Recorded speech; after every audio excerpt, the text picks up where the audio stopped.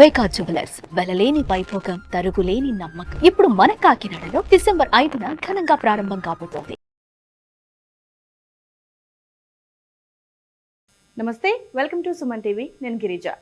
ఈ డిసెంబర్ మాసంలో 1 నుండి 15వ తేదీ వరకు ద్వాదశ రాశుల వారికి ఎలా ఉండబోతుందో తెలియజేయడానికి ఇవాళ మనతో పాటు ప్రముఖ జ్యోతిష పండితులు బ్రహ్మశ్రీ నందిభట్ల శ్రీహరి శర్మ గురువు గారు ఉన్నారు. వారితో మాట్లాడదాం. నమస్కారం గురువు గారు. వాగర్థావివ సంపృక్తౌ వాగర్థ ప్రతిపత్తయే జగదఃపితరౌ వందే పార్వతీ పరమేశ్వరౌ. సదాశివ సమారంభాం శంకరాచార్య మధ్యమాం అస్మదాచార్య పర్యంతం వందే గురు పరంపరాం. ఆదిత్యాయ చ సోమాయ మంగళాయ బుధాయ చ గురు శుక్ర శనిభ్యశ్చ రాహవే కేతవే నమః. శృంగేరి జగద్గురు పీఠాధిపతులకి కంచి పీఠాధిపతులకి నమస్కారములు తెలియజేసుకుంటూ కార్యక్రమాన్ని ప్రారంభిద్దాం. గురువు గారు, ఈ డిసెంబర్ మాసంలో 1 నుంచి 15వ తేదీ వరకు మనం రాశి ఫలితాలు ఎలా ఉన్నాయో చూడబోతున్నాం కదా. అందులో మొదటగా మేషరాశి వారికి ఎలా ఉంటుందంటారు గురువు గారు? మేషరాశి వారికి 1 డిసెంబర్ నుంచి 15 డిసెంబర్ వరకు ఏ విధంగా ఉండబోతుందో తెలుసుకునే ముందు గ్రహ సంచారం తెలుసుకుందాం. రాశి నుంచి 2వ ఇంట వక్రీకరినటువంటి గురువు, అలాగే స్తంభించినటువంటి కుజుడు చతుర్థ స్థానంలో, షష్టమ స్థానంలో కేతువు, అష్టమ స్థానంలో రవి బుధుడు, శుక్రుడు 3వ తారీఖు వరకు. 3వ తారీఖు నుంచి శుక్రుడు దశమ కేంద్రంలో రావడం, లాభస్థానంలో శని మరియు 12వ స్థానంలో రాహు. విశేషించి చూసుకున్నట్లయితే గ్రహ స్థితిగతులు కొంత అనుకూలముగా లేవు, అనగా ప్రతికూల ఫలితాలే ఉన్నాయి. అయినా కానీ మొక్కవని ధైర్యంతో ముందడుగు వేస్తే ఈ గ్రహాలు ఇచ్చేటువంటి శుభ ఫలితాలు పూర్తిగా మీకు అందుతాయి. అలాగే అశుభ ఫలితాలు కూడా తగ్గుతాయని చెప్పవచ్చు. ముఖ్యంగా గమనించాల్సిన అంశం ఏంటంటే వాహనాన్ని నడిపేటప్పుడు జాగ్రత్తలు పాటించండి. అలాగే విద్యార్థులైతే మీరు పోటీ తత్వాన్ని, అనగా మీకు ర్యాంక్ అనేటువంటిది ఆ పోటీ తత్వాన్ని పెట్టుకొని గనక కాంపిటీషన్ స్పిరిట్తో గనక ముందడుగు వేసినట్లయితే విద్యార్థులకి చక్కటి ప్రయోజనం కలుగుతుందని చెప్పవచ్చు. అలాగే ఉన్నత విద్య, విదేశీ విద్యకు సంబంధించిన ప్రయత్నాల్లో బాగా కష్టపడితే తప్ప ఫలితం రాదు. కాబట్టి దైవానుగ్రహం తప్పనిసరి. ఇక గమనించుకున్నట్లయితే ఈ యొక్క మేషరాశిలో జన్మించినటువంటి ఉద్యోగార్థులకి ఈ డిసెంబర్ మాసం 15వ తారీఖు వరకు కాస్త గడ్డు కాలం అని చెప్పవచ్చు. ఆశించిన మేర శుభ ఫలితాలు పొందలేకపోవడం వలన సహచర ఉద్యోగస్తులతో లేదా అధికారులతో మన్ననలు పొందడానికి ఎక్కువగా శ్రమ పడాల్సి వస్తుంది. కాబట్టి లౌక్యాన్ని ప్రదర్శిస్తూ మీరు అతి ఆత్మవిశ్వాసంతో ఉండకుండా లౌక్యంగా ఉన్నట్లయితే తప్పకుండా మీరు అన్ని విధాలుగా ప్రతిఫలాలు పొందుతారని చెప్పవచ్చు. ఇక గమనించుకున్నట్లయితే వ్యాపారస్తులలో ముఖ్యంగా రియల్ ఎస్టేట్ రంగంలో ఉన్నవారు, లాయర్స్ సంబంధించిన బిజినెస్లో ఉన్నవాళ్ళు, మైనింగ్ రంగంలో ఉన్నటువంటి వారికి కాస్త ఊరట కలిగిస్తుంది. అలాగే లాయర్ ప్రొఫెషన్, రియల్ ఎస్టేట్ రంగంలో ఉన్నవారు, అలాగే సంబంధించినటువంటి భూ సంబంధమైనటువంటి వ్యాపారాలు ఎవరైతే చేస్తారో వాళ్ళకి కొంత గడ్డు కాలంగా చెప్పవచ్చు. అలాగే ఇక ఈ సంబంధించినటువంటి ఫుడ్కి సంబంధించినటువంటి వ్యవహారాల్లో ఉన్నటువంటి వారు కాస్త సాధారణమైనటువంటి ఫలితాలే పొందుతారని చెప్పవచ్చు. కాబట్టి భవిష్యత్ 2025వ సంవత్సరానికి మంచి జీవితం బాగుండాలని ప్రణాళికలు రచించుకోండి. తద్వారా అమలు పరిచేటువంటి సమయం ఆసన్నమైనప్పుడు ఖచ్చితంగా ఆ సమయంలో కనుక మీరు అమలు పరుచుకున్నట్లయితే మీ యొక్క ప్రణాళికలన్నీ కూడా సజావుగా సాగిపోతాయని చెప్పవచ్చు. కాబట్టి ముందుగా వ్యాపార విస్తరణకి సంబంధించినటువంటి పెట్టుబడుల కంటే ప్రణాళికలు రచించుకోవడంలో నిమగ్నం అవ్వండి. మంచి ఫలితాలు 2025 సంవత్సరంలో మేషరాశి వారు పొందగోరుతున్నారని చెప్పవచ్చు.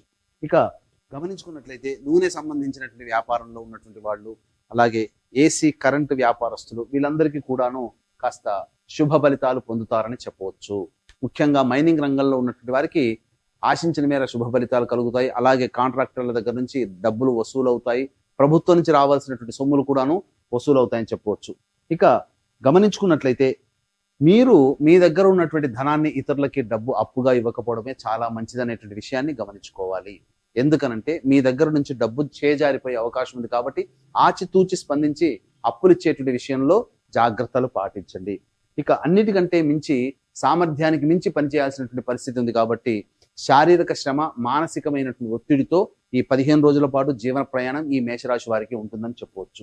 ఇక ప్రధానంగా వివాహం కావాల్సినటువంటి అబ్బాయిలకి, అమ్మాయిలకి మాత్రం చక్కటి శుభ పరిణామం చెప్పవచ్చు. సంబంధ బాంధవ్యాలు కుదురుతాయి. అలాగే దాంపత్య సమస్యలతో బాధపడేటువంటి వాళ్ళకి 3వ తారీఖు నుంచి ఇరు వర్గాల మధ్య, అనగా వ్యాపార భాగస్వాములు కావచ్చు, జీవిత భాగస్వాములు కావచ్చు, వారి మధ్య ఉన్నటువంటి పొరపచ్చాలు తొలగి ఆనందకరమైనటువంటి జీవితాన్ని పొందుతారని చెప్పవచ్చు. ఇక కుల వృత్తుల్లో, చేతి వృత్తుల్లో ఉన్నటువంటి వారికి, అలాగే వీరికి అనగా ఈ రైతులకి మాత్రము ఆశించిన మేర ఫలితాలు అనేటువంటివి ఉండవు. కుల వృత్తులు, చేతి వృత్తులు వారు సాధారణమైనటువంటి స్థాయినే గడుపుతారని చెప్పవచ్చు. రైతులు కొత్త పంటల జోలికి, కమర్షియల్ పంటల జోలికి వెళ్లకుండా మీకు తెలిసినటువంటి పంటలను కనుక వినియోగించుకున్నట్లయితే తప్పకుండా మంచి జరుగుతుందని చెప్పవచ్చు. ఇక ఈ ఓవరాల్ గా చూసుకున్నట్లయితే మేషరాశి వారికి శుభ అశుభ మిశ్రమ ఫలితాలు. అయితే గ్రహ సంచారం అనుకూలంగా లేకపోయినా గ్రహణ గమన పరిస్థితులు అనుకూలంగా ఉండడం వలన కొన్ని రోజులు మంచి, కొన్ని రోజులు చెడుగా ఉంటాయి. అయితే ఈ యొక్క మేషరాశి వారికి ఈ 15 రోజుల పాటు మంచి, చెడు, కష్టము, నష్టము, సుఖము, అలాగే సంతోషము, అలాగే ధనము, ఖర్చు, ఆదాయము ఎలా ఉంటుందో క్లుప్తంగా తెలియజేసుకుందాం. ఇక 1వ తారీఖు 2వ తారీఖు గనుక చూసుకున్నట్లయితే ప్రధానంగా మానసికమైన ప్రశాంతత లోపిస్తుంది. ముఖ్యంగా ధనపరమైనటువంటి సమస్యలు ఎదుర్కొంటారు. కాబట్టి ఈ 1వ తారీఖు 2వ తారీఖుల్లో ఎవరికి మీరు అప్పుగా ఇవ్వకండి. ప్రతి సమస్య కూడా డబ్బుతో ముడిపడి ఉంటుంది ఆ 1, 2 తారీఖులో. కాబట్టి జాగ్రత్తలు పాటించి ఖర్చుని శాతం తగ్గించుకోవడం లేదా ఖర్చుని వాయిదా వేసుకోవడం ఉన్నట్లయితే మంచి స్థితి ఉంటుందని చెప్పవచ్చు. ఇక 3వ తారీఖు 4వ తారీఖు కనుక గమనించుకున్నట్లయితే ప్రధానంగా న్యాయవాద సంబంధమైనటువంటి విషయాలు, అనగా ఆస్తికి సంబంధించినటువంటి విషయాల్లో కాస్త ఊరట కలిగించేటువంటి ఫలితాలు పొందుతారని చెప్పవచ్చు. భవిష్యత్తు ఆశాజనకంగా ఉంటుంది. సంతానంతో లౌక్యంగా వ్యవహరించండి. సంతానం మూలకంగా ఖర్చులు, సంతానం మూలకంగా సమస్యలు పెరుగుతాయి. అలాగే విదేశీయానము, విదేశీ విద్యకు సంబంధించిన ప్రయత్నాలు కాస్త నిరాటంకంగా ఉంటాయని చెప్పవచ్చు. అనగా యోగదాయకంగానే ఉంటాయి, కానీ ఎక్కువగా శ్రమ పడాల్సినటువంటి పరిస్థితి వస్తుందని చెప్పవచ్చు. ఇక 5, 6 తారీఖులో కనుక గమనించుకున్నట్లయితే ఈ యొక్క మేషరాశిలో జన్మించినటువంటి వారికి ఉన్నత ఉద్యోగ ప్రాప్తి కావచ్చు, లేకపోతే నిరుద్యోగస్తులకి ఉద్యోగ ప్రాప్తి లభించే అవకాశం ఉంటుంది. మీ యొక్క పేరు ప్రఖ్యాతులు పెరిగే అవకాశాలు ఎక్కువగా ఉంటాయని చెప్పవచ్చు. అన్నిటికంటే మించి ఏ పని చేసినా ఆ పనిలో మీకంటూ ఒక ప్రత్యేక గుర్తింపు అనేటువంటిది ఈ 5, 6 తారీఖుల్లో ఉంటుంది. ధనము కూడా సమయానికి చేతికి అందుతుందని చెప్పవచ్చు. ఇక 7, 8, 9 తారీఖుల్లో గనక గమనించుకున్నట్లయితే ఈ యొక్క మేషరాశిలో జన్మించినటువంటి ఎవ్వరికైనా చేతి వృత్తులు, కుల వృత్తులు, రైతులు, వ్యాపారస్తులు, అలాగే ఉద్యోగస్తులు అందరికీ కూడా అన్ని విధాలుగా శుభదాయకమైనటువంటి ఫలితాలు పొందుతారని చెప్పవచ్చు. ధనాదాయం చక్కగా ఉంటుంది. అవసరానికి తగినటువంటి, ఖర్చులకి తగినటువంటి డబ్బు మీకు సమకూరుతుందని చెప్పవచ్చు. రాని బాకీలు కూడాను వసూలవుతాయి. ఇక 12, 13 తారీఖులో, ఇంకా 10, 11 తారీఖులో కనుక గమనించుకున్నట్లయితే ఖర్చులు అధికంగా ఉంటాయి. అన్నిటికంటే మించి మానసిక ప్రశాంతత లోపిస్తుంది. ఎక్కువగా ఇరిటేట్ గురయ్యేటువంటి అవకాశాలు, సందర్భాలు, సమయాలు మీకు ఏర్పడతాయి. కాబట్టి ఎదుటి వారితో మాట్లాడేటప్పుడు మిమ్మల్ని మీరు నొచ్చుకోకుండా ప్రశాంతంగా ఉండే ప్రయత్నం చేయండి. ఇక వివాదాలు అనేటువంటివి కలుగుతాయి. ఈ యొక్క 10, 11 తారీఖుల్లో వివాదాలకి దూరంగా ఉండే ప్రయత్నం చేయండి. మీ యొక్క వాక్కుని ఎంత తక్కువగా వాడితే అంత ఆనందకరమైన జీవితాన్ని 10, 11 తారీఖులో పొందుతానని చెప్పవచ్చు. ఇక 12, 13 తారీఖులో కనుక చూసుకున్నట్లయితే ప్రధానంగా ఈ యొక్క మేషరాశిలో జన్మించినటువంటి వారు పెండింగ్ పనులని పూర్తి చేసుకుంటారు. ఒక రెస్పాన్సిబిలిటీ, ఏదైతే మిగిలిపోయినటువంటి బాధ్యతలు ఉన్నాయో ఆ బాధ్యతలని పూర్తి చేసుకొని ఆనందకరంగా స్నేహితులతో, బంధుమిత్రులతో మీ యొక్క సమయాన్ని వెచ్చిస్తారని చెప్పవచ్చు. ప్రధానంగా ఒక బాధ్యత తీరిందనే సంతోషంతో ఉంటారు. ఇక 14, 15 తారీఖులో కనుక చూసుకున్నట్లయితే అనుకున్నటువంటి పనులు వేగవంతం అవుతున్నట్టుగానే అనిపిస్తాయి, కానీ ఎక్కడ వేసిన గొంగడ అక్కడ అన్నట్టుగానే ఉంటుంది. పనులలో అనుకూలత పెరుగుతుంది, కానీ కుటుంబ సభ్యులతో వాగ్వివాదాలు పెరుగుతాయి. ముఖ్యంగా పెద్దలతో వాగ్వివాదాలు పెరుగుతాయి. కాబట్టి కుటుంబ సభ్యులతో ఆచితూచి స్పందించండి. ఓవరాల్ గా చూసుకున్నట్లయితే 1వ తారీఖు, 2వ తారీఖు, 10వ తారీఖు, 11వ తారీఖు ఈ 4 రోజుల్లో ఖర్చులు అధికంగా ఉన్నాయి. కాబట్టి జాగ్రత్తలు పాటించండి.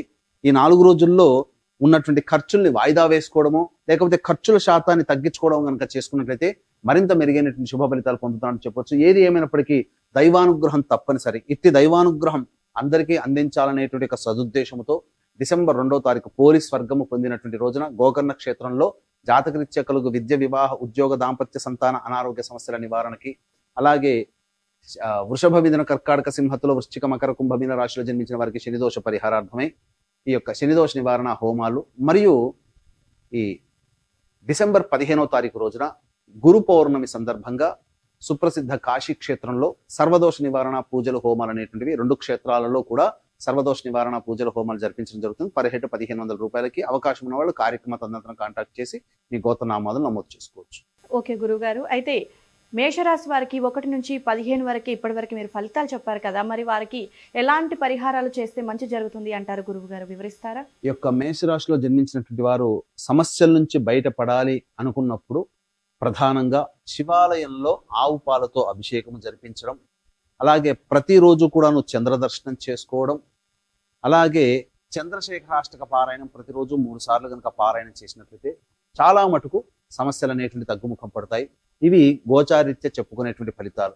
ఇక దీనికి భిన్నంగా మీ యొక్క స్థితిగతులు ఉన్నాయి అనగా పరిస్థితులు ఉన్నాయి అని అంటే దగ్గరలోని మంచి ఉపాసనా పరులైనటువంటి జ్యోతిష్యుని సంప్రదించి వారి సలహాలు సూచనలు కనుక పాటించినట్లయితే మరింత మెరుగైనటువంటి ఫలితాలు పొందుతారని చెప్పవచ్చు.